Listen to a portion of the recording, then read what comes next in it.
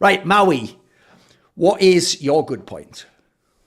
I love how this upcoming major feels so wide open, and I put it down to 6 teams that have a chance to fight for the titles. Because I would say that when you look at what happened at Antwerp, I would say we all pretty much thought going into that one that was going to be a FaZe Navi final, or whatever game, whoever came out on top, say they met in the semifinals, they were going to go on to be the champions. So essentially, it's just them two fighting for the title. But this time around, I actually really believe that there's a strong chance it's not just FaZe or Navi. I think it's like, I almost would take the field over those 2 teams, which is fun. And also the fact that it's not really even FaZe. Like, I wouldn't say, I would definitely take the field easily. If it's like FaZe versus the field, I would take the field.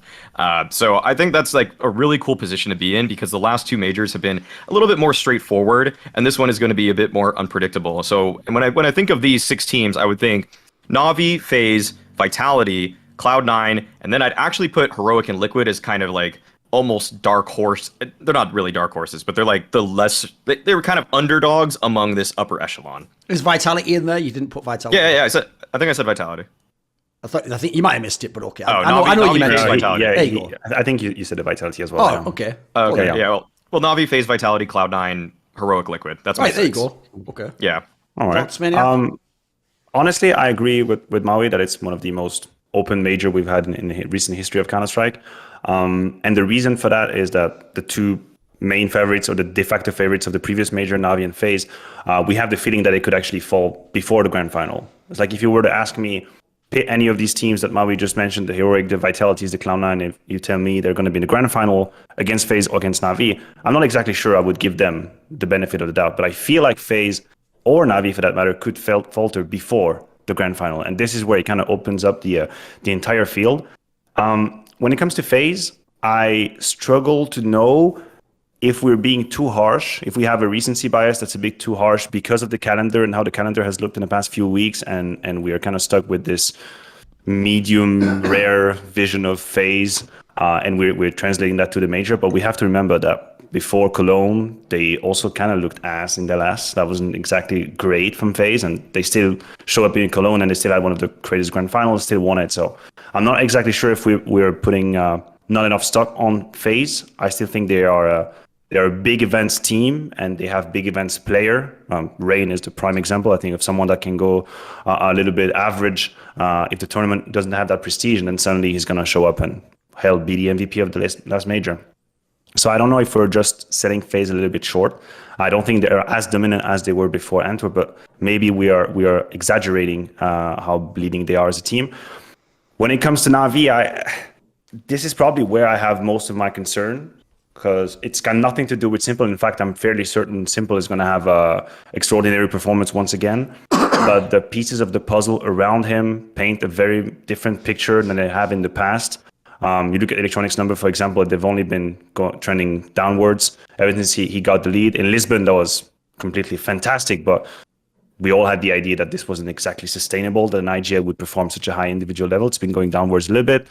Bit is also up and down, not that consistent. So I don't really know where I put Navi in that sense. For the rest of the teams, they're yet to prove me they can win a major. It's not something that I'm ready to give to anyone. Even Vitality, which people know I'm the biggest fanboy out there, not ready to give them that. But I will say that the 2 giants look more vulnerable, and de facto that promises an exciting major. Yeah, the problem I have with this setup is, like, I totally agree with the overall premise, because the key thing is every single one of the teams that Maui listed off there, whether you agree they're the order or not, but like everyone had at least 5 of those would be in the top 5 or 6 anyway, right? If you take those 6 teams, they all have like a key flaw that could mean they couldn't win the major. Like, obviously FaZe has looked a bit whack since the player break. If you go to Navi, they look terrible, and they've only started to get it together online now. Cloud9, like, they only beat FaZe, basically, that's it. Like, no one really cares about beating Furia in the fucking LAN series or something, mate. Team Liquid, they just beat Cloud9, so they call it that on that side. Vitality beat G2 and Team Liquid. The G2 one doesn't look as cool now, but it was still a good win at the time. But they haven't won. They won one tournament, and it was a studio LAN. And then Heroic still hasn't really done much on LAN in terms of like championships. So the problem we have right now is just with the circuit. In the past years, when you had those years like 2015 and maybe 2018, when things at times were more wide open at certain majors, that's also because we had so many LANs back then that like you could have a scenario where it's like, yeah, TSM has hasn't like won the major, but they've won like big lands that were like studio lands, stadium lands, all the best teams there. They've beaten all the best teams. Like that's when you get like the ultimate one. Like the actual best field, if people don't know, isn't to have like a lot of teams to have a chance. It's to have a lot of champions all bidding for the title. Whereas at the moment, if you notice this year, this is why I think you can't ever overlook FaZe until they're completely done. Everyone else only has 1 title or 0 titles because there's not that many tournaments. And all the big ones that are the stadium ones, FaZe wins. That's it. There's only the last one that they didn't. And we've all just talked about like some of the, like was essentially, turns out it was a honeymoon period maybe with SDY. Just seems like it probably was. So I do agree. I think it's pretty wide open. But the problem I have is the reason I'll never go away from FaZe and Na'Vi as like the heavier favourites is because they've actually done it. I've actually seen them win on the stage. I've actually seen them win with the front of the big crowd in the big match that mattered. The rest of them have like one reason here, but then one reason against them. Like, no, they could do it, maybe if they hit the peak, but like I've seen it from those 2 teams, whereas the others I haven't. And partly, as I say, just because there's not been the opportunity. You haven't played that many tournaments this year, and not everyone qualifies to every tournament. It's not like the circuit before where, remember, you could, like the whole reason people like Astralis got burned out in 2019 is you could play something mental like 8 lands in 3 months or something. Like 8 lands now, guys, is this year thus far. That would be the whole tournament circuit if you qualified for everything or a partner team, basically. So I think it's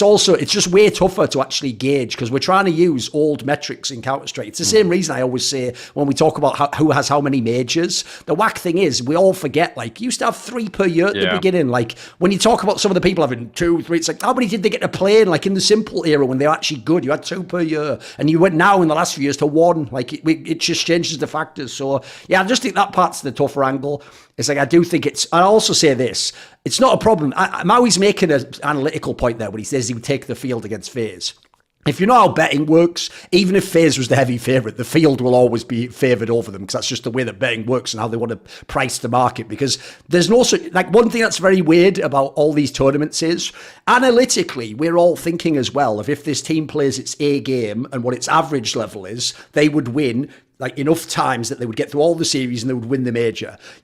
The reason why the favourite doesn't win the major that often is because there's just so many matches and so many different opponents. It's actually quite easy to just get upset at one point randomly. And remember, we have single elim in our fucking playoffs, guys. So this isn't like TI or something where you could just like come back and if you really were the best, you just have to get bounced once. I mean, it almost did happen as, like, Spirit could have maybe even done it at the last major. Heroic could have beaten Na'Vi. Like, there's a lot of angles it could have gone with. So, yeah. Want to see more cool, funny, interesting clips based on topics from my content? Well, subscribe to this channel then, or, be a pleb and don't.